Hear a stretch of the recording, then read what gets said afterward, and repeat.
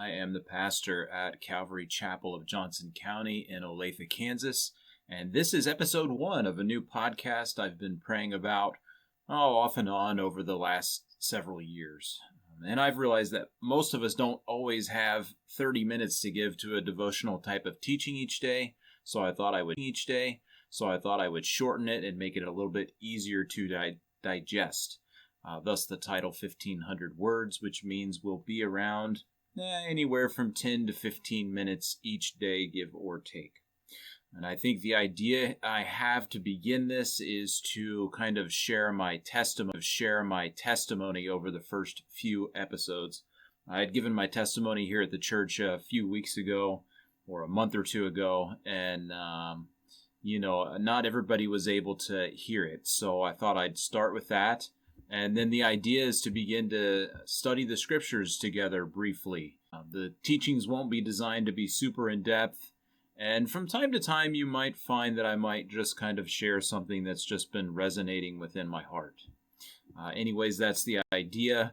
I wouldn't say that that's set in stone. And as you've probably realized as well, God tends to change things as we move along in life. And so I don't want to put myself in a box here. We'll just see how the Lord leads as we move forward. So to begin my testimony, I was born and raised in a small 16,000 people town in Indiana called Crawfordsville. It's about, maybe 40 minutes south of Lafayette, Indiana, where the College of Purdue is. And I can remember as a child, just to show how small my town was, that the big excitement was the opening of the first Burger King on US 231 on the north side of town. And I can remember it was so exciting that the lines would go and onto the shoulder of the highway. And later on, I'll share with you guys that I actually worked there as a high schooler on 2 separate occasions.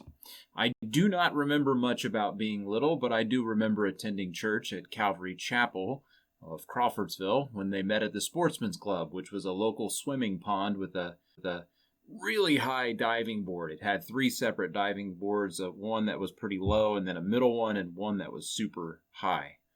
And I can remember the kids' services in the basement of that building, and I also remember that the sanctuary was packed at times, full of people that were hungry for God's Word. In the course of time my family left, we found ourselves at Liberty Chapel, which was out in the country about 10 minutes from home. And I was always a kid that loved sports. I remember playing baseball as a kid, and I was privileged to be a part of some really good teams. Teams that went undefeated from season to season, year to year. And of course, being from Indiana, basketball was pretty much a given. I can remember at times spending hours outside shooting hoops and listening to cassette tapes on my boombox. You guys remember the old Columbia House giveaways, so I participated in that, and for a penny, I believe it was. Eventually, as I grew up, golf became my favorite sport, and I can remember my dad getting agitated about the divots in the yard. I used to smack golf balls in the woods behind the house, and I remember knocking holes in the ground and creating little sand wedge tours around my house and into the neighbor's yard. But what I remember most about being a child was this deep-seated desire that I had to be cool.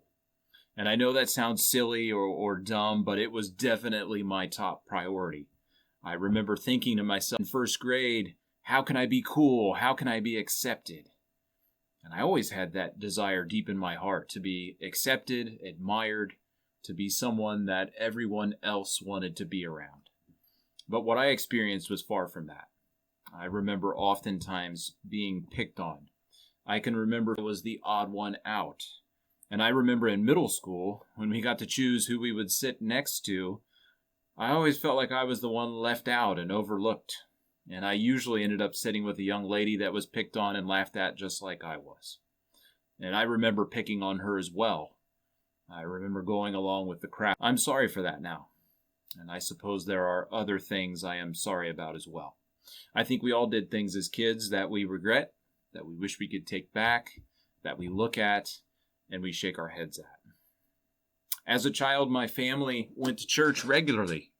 I can remember Pastor Alan Sparks having a children's sermon where the kids went up to the front. And if I remember right, I think the adults liked it much more than the kids did, because you never knew what the little guys would say. And I was that kid that had the answers to the Bible questions and knew the Bible stories. I had great times as a kid.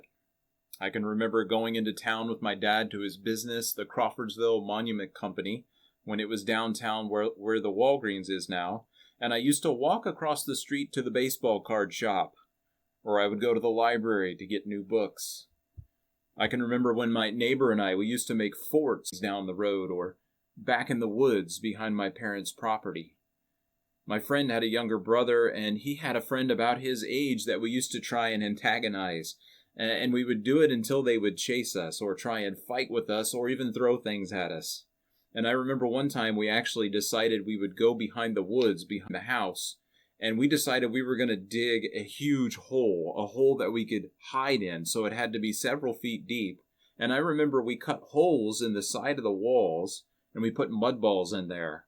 And then I remember we went out and we tried to get those young neighbor kids to chase us, and so that we could lure them back and throw mud balls at them. And unfortunately, they never went for it. That was one of the few times they decided not to chase us. And I remember my dad being upset about that hole in the woods, and he told us we had to fill it in again. I'm not sure we ever did finish that, but only upset about it. And I remember one time my neighbor had changed their car oil, and the pan of oil was still in the garage. And I'm almost positive we were warned not to be playing in the garage, but as kids are, we did anyways. And I remember we were learning how to pop wheelies on our... And sure enough, I did one, and when that wheel came down, it hit the pan, and the oil was thrown all over myself. I cried all the way home, and I had to be hosed down outside. I also remember going to the Indianapolis 500 track with my dad. He was a huge fan of the Indy 500. And I remember when I was a kid, now it doesn't last quite so long, but it used to be the entire month of May. And I remember my dad and I would go several times throughout the month of May to watch the cars, to track down autographs of the drivers, and to enjoy that time together. I even remember when it used to rain, we would go up underneath of the covered areas and we would sit and try to wait out the rain until those huge dryers could be used to dry out the track. And my dad and I used to play a game where we would try to count off 1 minute exactly. And I remember, boy, we did that for hours at times. And then there was race day. We were out the door early with fried chicken, sub sandwiches, candy bars, and pop in a cooler. And off we went to the Indianapolis 500. My dad over the years, he's been able to get tickets that were better each time. And so he's, to this day, he says, oh, it's May. It's finally May. I can go to the track. I think if you asked me if I was a kid, if I believed in Jesus, I would have said yes. I'm positive I would have. If you looked at my life, you could see in some way or another I was somehow governed by convictions that were good and godly. And as I said earlier, I was not perfect, of course, but I was baptized at a young age. I was hearing the stories of the Bible. I was attending church regularly with my family. But if you looked at my life, there was no real relationship with Jesus. It was mechanical. It was just going along with the flow of family life. And then came middle school for me. And I don't really have much to say about middle school, but that it was pretty miserable. I was picked on regularly. I best. I think I was a pretty solid C student. My concentration levels were no good. And I became far too focused on girls and felt if I just had a girlfriend that everyone would admire me and accept me. Middle school was also when I began to be interested in pornography. And later I came to find that I had a much greater addiction to pornography than I did to drugs or alcohol. And that's maybe for another day down the road here, a few days from now, but it certainly became something that dominated my life. I can remember all through middle school this one poor guy that I would always copy off of, whom I have now apologized to. I was a student that rarely studied, and I rarely did the homework that was assigned.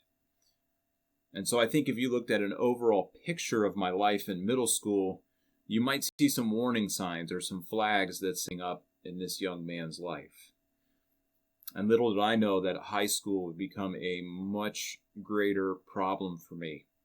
If you're hearing this and you were in my high school, then you know the things that I passed through, and certainly interesting things. And in a future episode, we'll certainly get into some of those things. In high school, I went on a quest to find truth. I became a lot like Solomon in Ecclesiastes chapter 2, verse 10, when he said the following: I denied myself nothing my eyes desired. I refused my heart no pleasure. And I came to that place in my life where I did what I wanted, when I wanted, how I wanted to do it, and I wouldn't listen to anybody else in the meantime. And we'll talk about that next time when we come back for episode 2. For today, we're out of time, and I'm going to borrow a vintage from Pastor Chuck Smith. May God bless you and keep you today and cause his